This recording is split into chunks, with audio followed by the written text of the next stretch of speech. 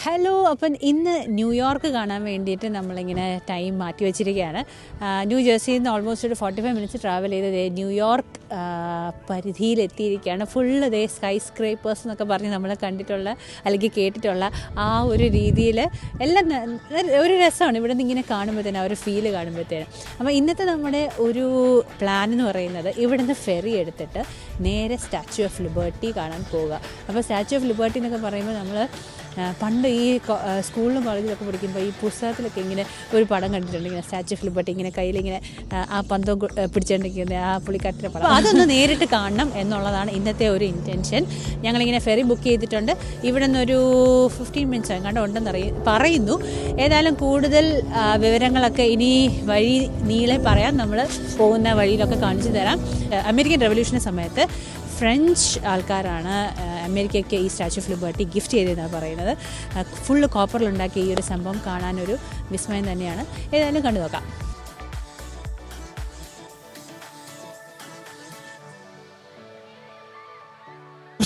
നമസ്കാരം. നമ്മൾ മുമ്പേ നിന്ന് എടുത്തത് ആക്ച്വലി നമ്മൾ ന്യൂജേഴ്സിയുടെ ഭാഗമായിരുന്നു. അപ്പോൾ നമ്മൾ ബുക്ക് ചെയ്തത് അബദ്ധം പറ്റിപ്പോയി. മാർച്ച് 9 ബുക്ക് ചെയ്തത്. ഇനി ഒരു 2 ആഴ്ച കൂടെ ഉണ്ട്. അപ്പോൾ അവിടെ നിന്ന് ഫെറി സർവീസ് ഇല്ല ശരിക്കും ഇന്നത്തെ ദിവസം.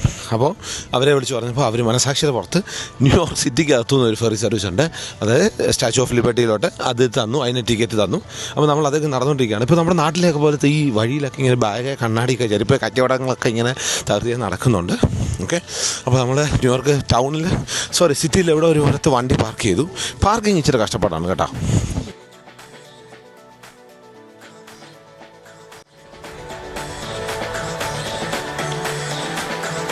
ഇപ്പോൾ ഫെറിയിലേക്ക് കയറാനുള്ളതാണ്. അതാണ് നമ്മൾ പോകേണ്ട നൗക ഫെറി. അപ്പോൾ നമ്മുടെ സ്റ്റാച്യു ഓഫ് ലിബർട്ടി അങ്ങ് ദൂരെ കാണുന്നുണ്ട്. അവിടേക്കുള്ള യാത്രയിലാണ്. നിൽക്കുന്ന ആൾക്കാരെല്ലാം അതിലേക്ക് ലൈനപ്പ് ചെയ്ത് നിൽക്കുന്നതാണ് നമ്മുടെ ഫെറി കയറാനുള്ള. ഫെറിയിൽ കയറുന്നതിന് മുമ്പേ ഉള്ള ഒരു സെക്യൂരിറ്റി ചെക്ക് ഉണ്ടല്ലോ, അതെടുത്ത് പറയേണ്ടതാണ്.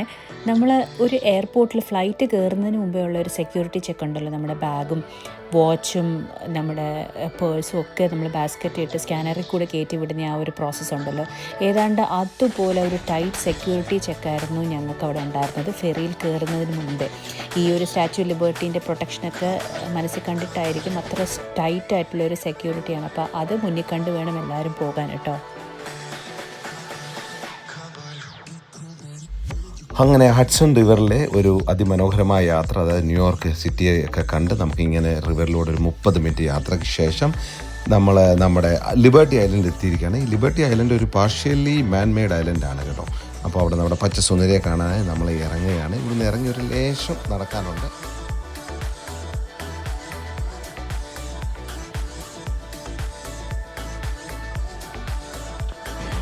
അങ്ങനെ നമ്മൾ എത്തിയിരിക്കുകയാണ് ലേഡി ലിബർട്ടീൻ്റെ അടുത്ത്.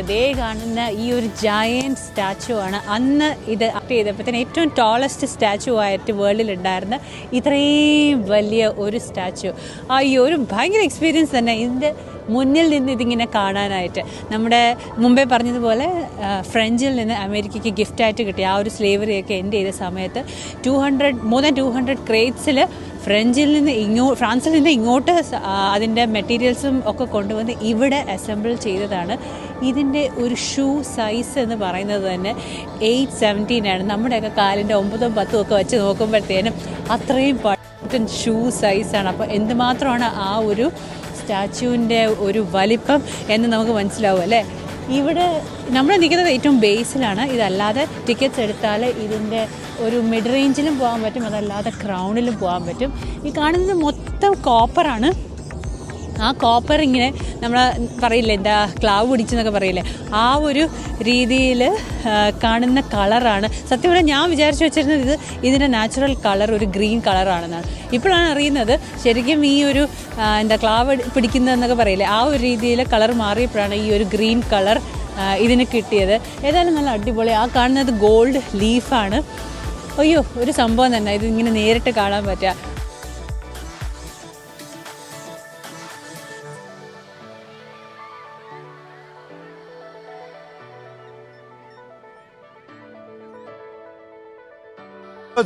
അപ്പോൾ നമ്മൾ ഹഡ്സൺ റിവറാണ് ഈ കാണുന്നത്. ഇതിൻ്റെ പുറയിൽ കാണുന്നതാണ് നമ്മുടെ ന്യൂയോർക്ക് സിറ്റി. ന്യൂയോർക്ക് നഗരം. അപ്പോൾ അതാണ് ന്യൂയോർക്ക് നഗരമാണ് അപ്പുറം കാണുന്നത്. അതിൻ്റെ പിന്നാമ്പുറത്തായി ഇവിടെ കാണുന്നതെന്ന് പറഞ്ഞാൽ നമ്മുടെ സ്വന്തം സ്റ്റാച്യു ഓഫ് ലിബർട്ടിയാണ്. ഈ സ്റ്റാച്യു ഓഫ് ലിബർട്ടി ഇങ്ങോട്ട് നോക്കിക്കുന്നതിൻ്റെ കാര്യമുണ്ട്. ഇവിടെ നിന്ന് വരുന്ന ഇമിഗ്രൻസ്, അതായത് ഈ കപ്പലിൽ വരുന്നവർക്കുള്ള എല്ലാം സ്വാഗതം പറയുക എന്നുള്ളതാണ് അതിന് ഉദ്ദേശിച്ചത്. ഇവിടെ ക്രൂസ് ഷിപ്പും കാര്യങ്ങളൊക്കെ ഇറങ്ങുന്നുണ്ടായിരുന്നു. ഒരുപാട് പേര് ഇവിടെ ഇമിഗ്രൻസ് ആയിട്ട് വരുന്നുണ്ടായിരുന്നു. അപ്പോൾ ഈ ഒരു ഐലൻഡിൽ വന്ന് ഇറങ്ങുന്നവർക്ക് ഫ്രീഡം കൊടുക്കാൻ, അതുപോലെ തന്നെ അവരെ വെൽക്കം ചെയ്യാന്നുള്ളതാണ്. ഇത് കടലിലോട്ട് ഈ റിവറിലോട്ട് നോക്കി ഇത് വെച്ചേക്കുന്നതിന്റെ കാര്യം. ഇവിടെ കണ്ടോ ഷിപ്സ് ഒക്കെ ഒരുപാട് വരുന്ന സ്ഥലമാണ്. പിന്നെ ഇത് അതെ സ്ലേവറിന്റെ ഒരു എതിരായിട്ട് അന്ന് ഫ്രഞ്ചുകാർ കൊടുത്തെന്നാണ് പറയുന്നത്. അതുകൊണ്ടാണ് ഇവിടെ ഒരു ബ്രോക്കൺ ചെയിൻ ആ ഒരു കാലിലുണ്ട്. ആ ലേഡിയുടെ കാലിൽ ഒരു ചങ്ങല പൊട്ടിച്ചുണ്ട്, അടിമച്ചങ്ങല പൊട്ടിച്ചെറിയ ഒരു നവലോകമണിയം അത് ഇവിടെ തുടങ്ങി. അപ്പോൾ അതാണ്. പിന്നെ അതിന്റെ ആ സ്പൈക്സ്, ആ തലേ കാണുന്ന മുള്ളുകൾ പോലുള്ള സാധനങ്ങൾ, അതെന്താണ് കോണ്ടിനെന്റ് സീനെയാണ് റെപ്രസെന്റ് ചെയ്യുന്നത്. അങ്ങനെ ഒരുപാട് ഫീച്ചേഴ്സ് ഉണ്ട്. ചെറിയ ചെറിയ കാര്യങ്ങൾ എനിക്ക് തോന്നുന്നില്ല ഇത്രയും പേർക്ക്. ഈ പച്ച കളർ ഞാൻ വെച്ച് ഇത് കളർ ചെയ്തേക്കുന്നതാണ്. നമ്മൾ കണ്ടേക്കുന്ന എല്ലാ ഫോട്ടോകളും ഈ പച്ച കളർ, പക്ഷേ ഇത് ശരിക്കും ക്ലാവ് പിടിച്ചതാണ്. അത് ലോഹത്തിലുണ്ടാക്കിയാണ്. അത് ക്ലാവ് പിടിച്ചേക്കുന്ന കളറാണ് കാണുന്നത്. അതിന്റെ മേലെ കാണുന്ന ഗോൾഡാണ് ആ ലൈറ്റ്. ഒരുപാട് ലൈറ്റിനിങ് ഇതിൽ. ഞാൻ സത്യം പറഞ്ഞ് ചിന്തിച്ചതാണ് ഇത്രയും വലിയൊരു ടോളസ്റ്റ് സ്റ്റാച്യൂവിൽ നിൽക്കുമ്പോഴത്തേന് എന്തായാലും മിന്നലൊക്കെ വരുമ്പോൾ അടിക്കില്ലെന്ന്. ഓൾമോസ്റ്റ് ഒരു 600 ബോൾസ് മിന്നൽ എല്ലാ വർഷവും ഇതിൽ അടിക്കുന്നുണ്ടെന്നാണ് പറയുന്നത്. ഇതൊരു മിന്നൽ മുരളിയാണ്.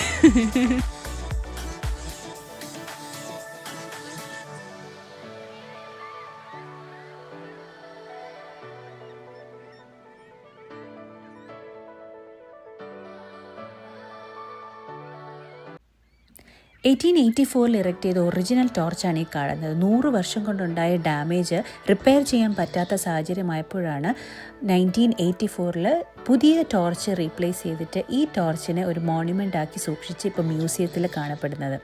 1916 വരെ ഈ ടോർച്ചിൻ്റെ ബാൽക്കണി വരെ പബ്ലിക് ആക്സസ് ഉണ്ടായിരുന്നു. പക്ഷേ അതിനുശേഷം അവിടെ ആൾക്കാരെ വിടുന്നില്ലായിരുന്നു.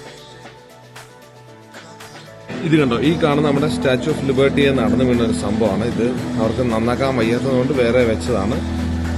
1986 ഇത് മാറ്റിയിട്ട് ചെയ്തതാണ്. അതിൻ്റെ സ്റ്റാച്യൂസ് നോസ്, മൂക്കിൻ്റെ അവിടുത്തെ ഒരു ഭാഗമാണ്. ഇതാണ് ശരിക്കുള്ള അതിൻ്റെ ഇത് കണ്ടോ. അതെന്താണ്, കോപ്പറാണ് സംഭവം. അത് മറ്റേ ഈ പച്ച കളർ കാണുന്ന വെച്ചാൽ അതിങ്ങനെ ക്ലാവ് പിടിച്ചിട്ടുള്ള സംഭവങ്ങളാണ്. അന്നത് എടുത്ത് മാറ്റിയിട്ട് അവരതിൻ്റെ ഒരു ഓർമ്മയ്ക്കായിട്ട് മ്യൂസിയത്തിൽ വെച്ചേക്കുന്നു. അതിന് മാറ്റി വേറെ സാധനം അവർ പിടിപ്പിച്ചു. ഇതാണ് അഗസ്റ്റേ ബർത്തോൾഡി. ഇദ്ദേഹമാണ് ഇതിൻ്റെ പെഡസ്റ്റൽ, അതായത് ഇതിൻ്റെ ബേസ് ഡിസൈൻ ചെയ്ത്. ഇദ്ദേഹം ഒരു ഫ്രഞ്ച് ഡിസൈനറാണ്. ഇതാണ് അതിൻ്റെ ഫസ്റ്റ് ഡിസൈൻ 1882.